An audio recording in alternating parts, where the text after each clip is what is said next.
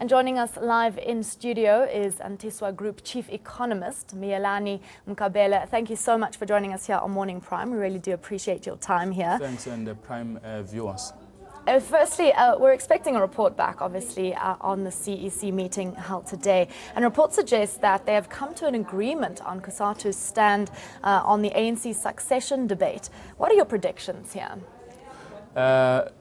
Trade unions seemingly are having a guided position, including the SACP, from leadership point of view. I don't know with regard to branches, their branches, but they are seemingly having a position of their candidate for the presidency, and of which it comes from like other strong affiliates of like Cosatu, probably that can as well influence Cosatu, because the stronger like affiliates can easily come up with an influence because of their majority within the federation.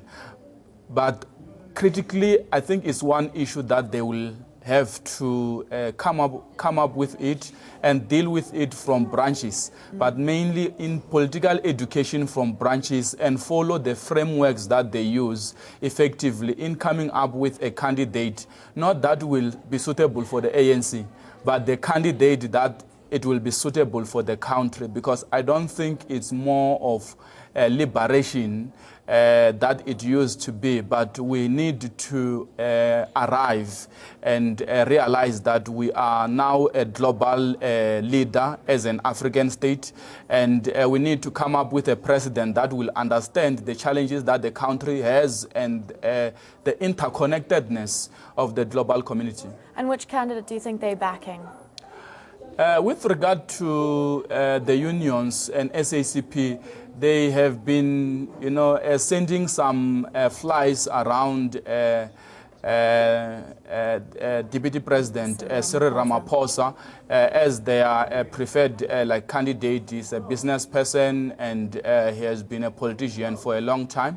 1997 Mafikeng conference, there were as well expectations from unions on him, and when you look as well, continuously he has been one of the candidates that has been rolling for a long time within that spec.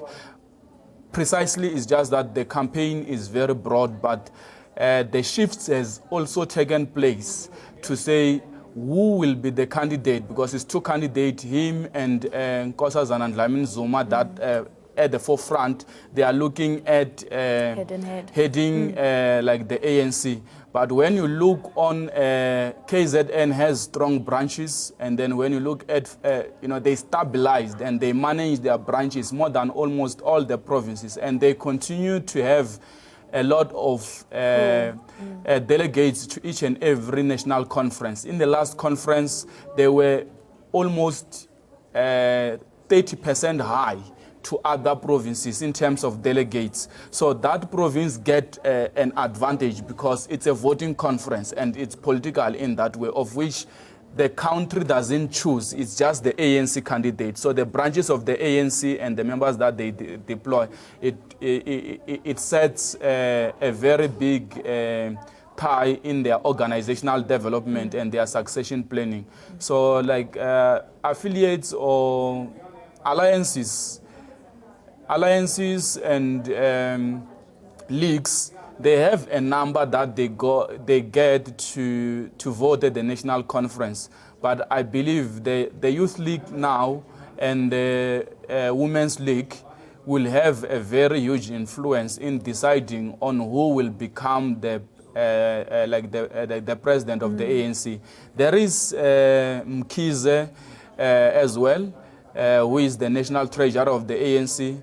Is still as well a very good candidate. You have Baleka Mbete, who as well can be a very good candidate if it is an issue of a woman leading the country. So if it's a woman leading the country, probably Baleka Mbete and Nkosazana Dlamini Zuma, they can come up as favorable candidate. If the ANC will need a woman to lead. So the rest, it will be not worked. Yeah. Now let's talk about the proposed national minimum wage. Do you think Cosatu will accept this proposal of 3,500 Rand per month? The president or the leader for Cosatu and like Dlamini has already indicated a support because union can't decline it. They want their members to work. There's two opposing factors. Unions, they just care about their members to get a better like salary, much as possible. Yes, as much as possible. But reality is business are supposed to pay the members of the unions, and people start by being employed and they will join a union later. I think preferentially it was supposed to be good if they have looked on businesses and small businesses, blue chip companies and small businesses, if they can manage to pay that 3,500, mainly in sectors of waste management, hospitality,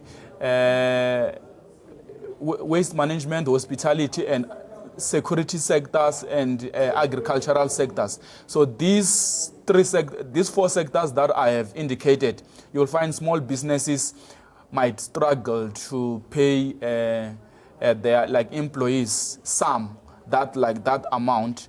But when you look at other sectors like business services and services like sectors, mining and other big sectors that are industrial, they will manage to pay that. So it's an issue of which sector it is relevant for and which sector it will be like make up. It's a reality that South Africa is endowed with a huge inequality, of which it's not sustainable in us moving forward with this inequality. Our Gini coefficient is very high. Income generated from ownership of capital and income generated from wage and salaries, there's a huge difference around that. Thank you so much for your insight, and thank you so much for coming here Thanks, to Morning